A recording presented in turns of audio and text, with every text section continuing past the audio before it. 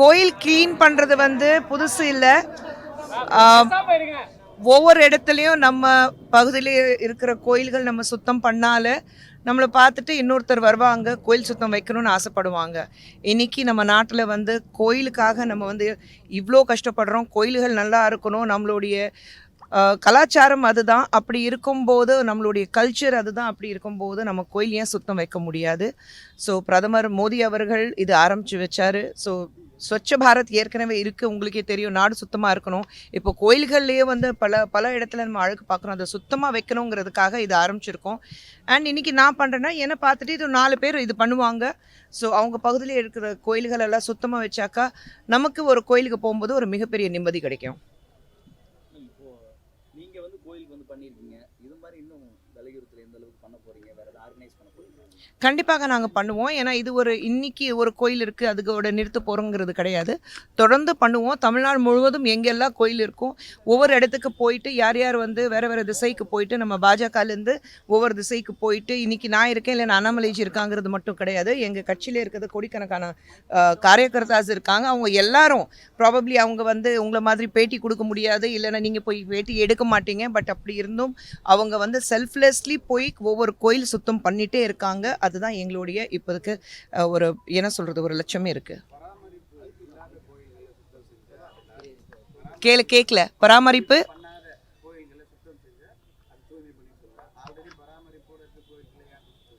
ஏன் எந்த கோயிலுக்கு இருக்கலாம்? ஏன் அந்த மாதிரி வந்து பராமரிப்பு இருக்கிற கோயிலுக்கு தான் போகணுன்னா இல்லாத ஒரு இல்லையே. இப்போ நான் உங்கள் முன்னாடி சுத்தம் பண்ணுறேன் இருக்குது. நீங்கள் என்ன பண்ணாலும் கொஞ்சம் அழுக்கு இருக்குல்ல. ஒரு சின்ன அழுக்கு இருந்தாலும் நம்ம வீட்டில் ஒரு இடத்துல நீங்கள் வந்து எங்கேயாவது ஒரு காப்பை வந்து ஒரு ஒட்டடம் பார்த்தாலே க்ளீன் பண்ணணும்னு தோணும்ல உங்களுக்கு. ஸோ நம்ம வீடு நினச்சிட்டு நம்ம ஏன் சுத்தம் பண்ணக்கூடாது? அந்த கோயிலுக்கு தான் பண்ணணும், இந்த கோயிலுக்கு ஏன் பண்ணக்கூடாது? இல்லை அந்த கோயில் தான் பண்ணுறாங்க, மறுபடியும் ஏன் அந்த கோயிலுக்கு பண்ணுறீங்க? நாங்கள் இருக்கக்கூடாது. கோயில் தான். கோயிலில் வந்து நம்ம வீடு நினச்சிட்டு ஒரு சின்ன ஒட்டடம் இருந்தாலும் நம்ம அதை சுத்தம் பண்ணுறது நம்மளுடைய டியூட்டி. அது இருங்க ஒரு ஆமாங்க. இல்லை நான் பங்கு எடுக்கல. ஏன்னா நிறைய வேலை எனக்கு இங்கே இருக்குது. ஸோ நான் பங்கு எடுக்கிறதுக்காக ராமர் கோயிலுக்கு போகலை. ஆனால் உண்மையிலேயே நம்ம நாட்டில் வந்து பல ஆண்டுகளாக ஒரு கிட்டத்தட்ட 500 வருடங்களாக காத்துட்ருக்கோம் ராமர் மறுபடியும் வர மாட்டாரனா. இன்றைக்கி வந்து பிரதமர் மோடி அவர்களுடைய ஆட்சியில் இன்றைக்கி ராமர் மறுபடியும் ஒரு இடத்துல நம்ம பார்க்க போகிறோம். ஸோ ரொம்ப பெருமையாக இருக்குது, ரொம்ப சந்தோஷமாக இருக்குது. இந்தியா முழுவதும் இந்த ராமர் கோயில் பொறுத்த வரைக்கும் இது ஜாதி மதம் சம்மந்தப்பட்டது கிடையாது. இது வந்து முழுக்க நம்மளுடைய ஒற்றுமை காட்டுறதுக்காக தான் இந்த ராம் மந்திர் நம்ம சொல்கிறோம். அது இருக்குது. நீங்கள் அயோத்தியாலேயே பார்த்தீங்கன்னா ஹிந்து முஸ்லீம் இல்லை வேறு மதத்தில் சார்ந்தவங்க எல்லாரும் அவங்கவுங்க வீட்டில் வந்து விளக்கேற்றிட்டு ராமர் வர வைக்கிறதுக்காக காத்துட்ருக்காங்க. இந்தியா முழுவதும் மட்டுமல்ல, உலகத்துலேயும் நீங்கள் ஒவ்வொரு இடத்துல இந்தியர்கள் எங்கே வாழ்கிறாங்களோ அவங்க இதை கொண்டாடிட்டு இருக்காங்க. இது வந்து மிகப்பெரிய விஷயம் அவங்க பார்த்துட்ருக்காங்க. நேற்று என்னுடைய அத்தை வந்து பிரதமர் அவர்களை சந்தித்து ஒரு 92 வயது அவங்களுக்கு. ஆனால் பிரதமரை சந்திக்கணும் சொல்லிட்டு எங்கள் அத்தை பிரதமர் பார்த்துட்டு கிட்டத்தட்ட 10 நிமிஷம் அவங்க கை பிடிச்சிட்டு அவங்கக்கிட்ட பேசி அவங்களுக்கு வந்து ஆசீர்வாதம் கொடுத்துட்டு வந்திருக்கிறாங்க. ஏன்னா இந்த ராமர் கோயில் கட்டி இருக்கிறாரு, அதுக்காக நான் அவங்களுக்கு வந்து நிச்சயமாக வாழ்த்து சொல்லணும் சொல்லிட்டு. ஸோ இந்த அளவுக்கு 92 வயதுலேயும் எங்கள் அத்தை வந்து போய் பிரதமர் அவர்கள் பார்க்கணுன்னா அப்போ மற்றவங்களை நினச்சி பாருங்கள் எப்படி. ஸோ ஒரு உண்மையான ஒரு தாய்மார்கள் மட்டுமில்லை, பெரியவர்களுடைய ஆசீர்வாதத்தோடு தான் இன்றைக்கி பிரதமர் மோடி அவர்கள் இருக்கிறாரு. ஸோ இந்த ராமர் கோயில் பொறுத்த வரைக்கும் என்னை பொறுத்த வரைக்கும் இது வந்து நம்ம நாட்டுடைய ஒற்றுமை, நம்ம நாட்டுடைய செக்குலரிசம் காட்டுறதுக்காகனா ஒரு விஷயம் நான் பார்க்குறேன். தமிழ்நாட்டில் பெண்களுக்கு பாதுகாப்பு இருக்கா? எங்கே தமிழ்நாட்டில் பெண்களுக்கு பாதுகாப்பு வந்து ரூலிங் கட்சி இருக்குது உங்களுக்கு திமுக எம்எல்ஏவுடைய அவங்க வீட்டிலேயே ஒரு சிறுமிக்கு வந்து இந்த அளவுக்கு கொடுமை நடந்திருக்கு. அவள் வெளியே வந்து தனக்கு வந்து விழுந்த அடி பர்ன் மார்க்ஸ் எல்லாமே காமிச்சிருக்கா. அவங்க யார் நீங்கள் ஆட்சியில் இருக்கீங்களோ அவங்க வீட்லேயே பெண்களுக்கு வந்து பாதுகாப்பு இல்லைன்னா அப்புறம் நம்ம சமுதாயத்தில் நம்ம நாட்டில் நம்ம தமிழகத்தில் எங்கிருந்து பெண்களுக்கு பாதுகாப்பாக இருக்கும்? சர்வே எடுத்து பாருங்கள், உங்களுக்கு சர்வேலேயே தெரியும். விழுப்புரத்தில் வந்து நீங்கள் பார்த்தீங்கன்னா 2 பெண்கள் வந்து 2 குழந்தைங்க 10வது கிளாஸில் படிக்கிற பெண்களுக்கு வந்து ஒரு ஸ்கூலோடைய ஆசிரியரே வந்து தவறான முறையில் நடந்திருக்காங்க. எஃப்ஐஆர் ஃபைல் ஒன்றும் பண்ணலை. அவங்க எனக்கு ஃபோன் பண்ணி என்கிட்ட பேசியிருக்காங்க. நான் அதுக்கு என்ன நடவடிக்கை எடுக்க முடியும்னா அது பார்த்துருக்கேன், நான் பேசியிருக்கேன். ஸோ இந்த மாதிரி விஷயங்கள் அது அவங்களுக்கு போய் எல்லாம் போகுது. நீங்கள் வந்து கேஸ் வாபஸ் வாங்கிக்கிங்க இல்லைன்னா மிரட்டுறாங்க. அப்படியெல்லாம் இருக்கும்போது பேரம் பேசிகிட்டு இருக்காங்க. அப்படியெல்லாம் இருக்கும்போது திமுகவுக்கு மட்டும் இல்லை இங்கே இருக்கிற அத்தனை பேருக்கு தெரியும், திமுக ஆட்சியில் நிச்சயமாக பெண்களுக்கு எந்த பாதுகாப்பும் கிடையாது. இது நம்மளுடைய மாண்புமிகு முதலமைச்சர் ஸ்டாலின் அவர்களுக்கு தெரியும். கருணாநிதி அவருடைய பிரச்சனையை நீங்கள் பார்த்துட்டீங்க. இது எல்லாமே இருக்கும்போது அவர் எந்த வகையிலே வந்து ஒரு ஆக்ஷன் எடுக்க போகிறாரு?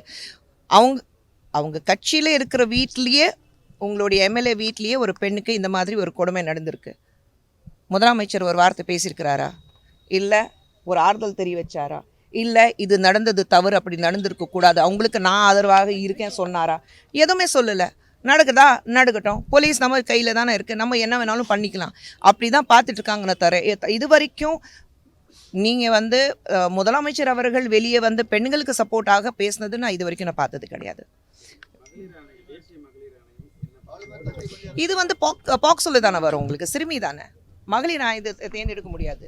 ஸோ பாக்ஸோல வரும்போது நாங்கள் அதுக்கு ஒன்றும் பண்ண முடியாது.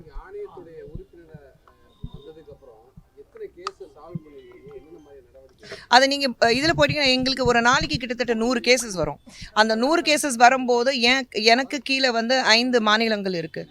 அந்த 5 மாநிலங்கள்லேருந்து நீங்கள் பார்த்தீங்கன்னா ஒரு நாளைக்கு கிட்டத்தட்ட ஒரு 100 கேசஸ் எனக்கு வந்துடும்.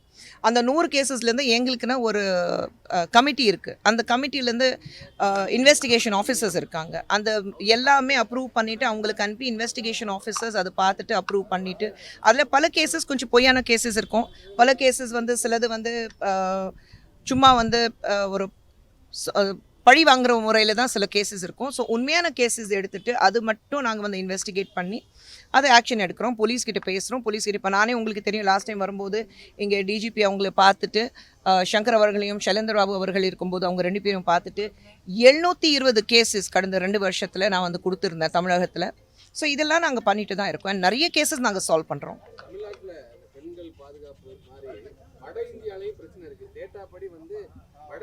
பீகார்ல தான் அதிகமாக இருக்குது. மேக்ஸிமம் கேசஸ் உங்களுக்கு வட இந்தியாவை விட உங்களுக்கு மேக்ஸிமம் கேசஸ் எங்களுக்கு வர மேக்ஸிமம் கேசஸ் பீகார், ஆந்திர பிரதேஷ், இது 2 தான் மேக்ஸிமம் கேசஸ் வரும் இருக்கு. பட் எங்களுக்கு வர, நான் வந்து ஒரு உறுப்பினராக சொல்கிறேன், எங்களுக்கு வர கேசஸ் சொல்கிறேன். எங்களுக்கு வர கேசஸில் தான் மட்டும் தான் பேச முடியும். ஒரு நேஷனல் கமிஷன் ஆஃப் உமன் உறுப்பினராக என்னால் அது மட்டும் தான் பேச முடியும். ஸோ எங்களுக்கு வர கேசஸ், ஸ்பெஷலி எனக்கு வர கேஸ் இதான். பீகார் எனக்கு கீழே இருக்குது.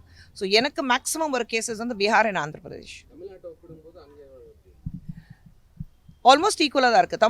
தமிழ்நாடு வந்து ரொம்ப பின் வாங்கியிருக்குன்னு நான் சொல்ல மாட்டேன். அதான் நான் சொல்கிறேன், இங்கே தானே இருக்கேன் நான், டெய்லி கேசஸ் பார்த்துட்டு தானே இருக்கோம். ஸோ வெளி மாநிலத்தில் வந்து அங்கே போய் பார்க்குறோம், நம்ம மாநிலத்தில் இங்கே தான் இருக்கோம், டெய்லி படிக்கிறோம், டெய்லி நியூஸ் நமக்கு வருது, உங்களுக்கும் வருது. ஸோ அதான் நான் கேட்டேன், முதலமைச்சர் ஏதாவது ஒரு வார்த்தை சொல்கிறாரா? இன்னும் வரல, இன்னும் கொஞ்சம் பயத்தில் தான் இருக்காங்க பெண்கள். இப்போது நீங்கள் பார்த்தீங்கன்னா விழுப்புரத்தில் அந்த 2 குழந்தைங்களுக்கு வந்து, இந்த 2 குழந்தைங்களுக்கு வந்து ஒரு பாலியல் தொல்லை இருக்கும்போது, ஆசிரியர்கிட்டேருந்து பாலியல் தொல்லை இருக்கும்போது அவங்களுக்கு மிரட்டல் போகுது. போலீஸ்காரங்க மிரட்டுறாங்க, கட்சிக்காரங்க போய் மிரட்டுறாங்க, நீங்கள் கேஸ் வாபஸ் வாங்கிக்கிங்க. அப்படி இருக்கும்போது ஒரு பயத்தில் தான் வாழ்ந்துட்டு இருக்காங்க. ஏன்னா ரொம்ப பின்பற்ற மக்கள் அவங்க, சமுதாயத்தில் வந்து ரொம்ப கஷ்டப்பட்டு வாழ்கிற மக்கள். அப்படி இருக்கும்போது குழந்தைங்க படிக்க வைக்கணும், கல்வி தான் ரொம்ப முக்கியம் நான் சொல்லி குழந்தை படிக்க வைக்கும்போது, பெண் குழந்தைங்களுக்கு இந்த மாதிரி ஒரு அநியாயத்தை நடக்கும்போது நிச்சயமாக அவங்க முன் வந்து பேசுறதுக்கு கொஞ்சம் பயப்படுறாங்க. நாளைக்கு வேறு ஏதாவது பிரச்சனை வந்துருமா நான் ஒரு பயப்படுறாங்க. ஆனால் எனக்கு சந்தோஷமாக இருக்குது. ஏன்னா இந்த ரெண்டு குழந்தைங்களுடைய வீட்டிலேருந்து என்னை காண்டாக்ட் பண்ணி உங்களால் ஏதாவது பண்ண முடியுமா என்கிட்ட கேட்டிருக்காங்க. ஸோ எனக்கு ரொம்ப சந்தோஷமாக இருக்குது அந்த வகையில். கேஸ் வந்து ஒரு விஷயம் நீங்கள் தெரிஞ்சுக்கணும், ஒரு தடவை போலீஸ் ஒரு கேஸ் எடுத்துட்டுச்சுன்னா, அப்புறம் ஒரு எஃப்ஐஆர் ஃபைல் ஆயிடுச்சுன்னா கமிஷன் உள்ளே நுழைய முடியாது. வி ஹாவ் சர்டன் ரூல்ஸ், அந்த ரூல்ஸ் ஃபாலோ பண்ணணும். கேஸ் எடுக்கலைன்னா ஆணையம் வந்து முன்னாடி வந்து we have to take it forward and we have to tell the police நீங்கள் அந்த கேஸ் எடுத்துக்கணும்.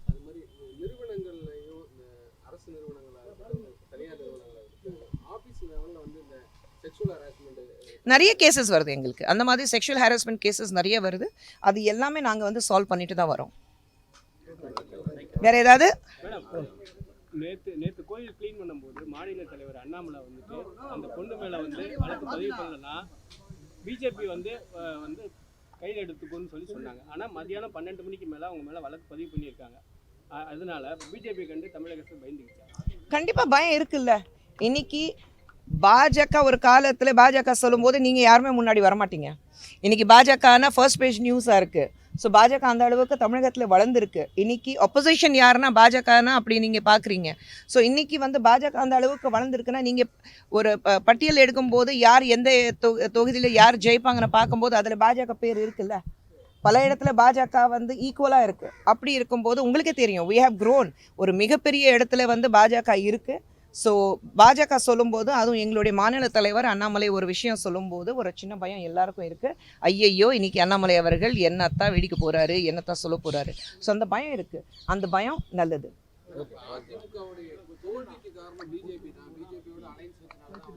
அலையன்ஸ் விஷயத்தில் நான் எதுவுமே பேச முடியாது. அது வந்து டெல்லியிலேருந்து பேசுவாங்க, இல்லைன்னா எங்களுடைய மாநில தலைவர் அண்ணாமலை. அதை நாங்கள் சொல்லிக்கிறோம். அது எங்களுக்கு பெருமையாக இருக்குது அதை சொல்லிக்கிறதுக்கு. அதான் சொல்கிறேன், அவங்கள பற்றி என்னால் பேச முடியாது. அந்த பொசிஷனில் நான் இல்லை. நான் கட்சி சார்பாக அவ்வளோ விஷயங்கள் பேச முடியாது. அது டெல்லியிலேருந்து பேசுவாங்க, இல்லைன்னா மாநில தலைவர் பேசுவார். மேடம், காயத்ரி ரகுராம் வந்து இப்போ அதிமுகவில் போய் சேர்ந்துருக்காங்க. சரிங்க, அதுக்கு அதை பற்றி நீங்கள் என்ன ஒன்றும் நினைக்கல.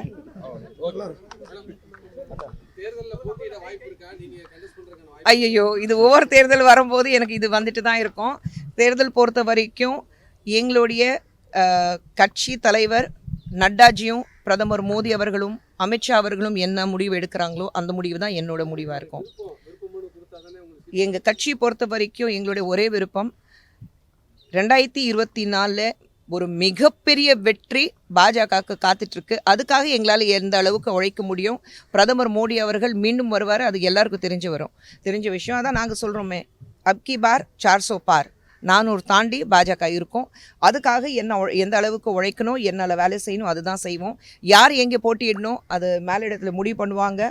ஸோ அதில் எங்களுடைய விருப்பம் இருக்கா இல்லையா அது வந்து டோட்டலி செகண்டரியாக இருக்குது. அது முக்கியத்துவம் கிடையாது.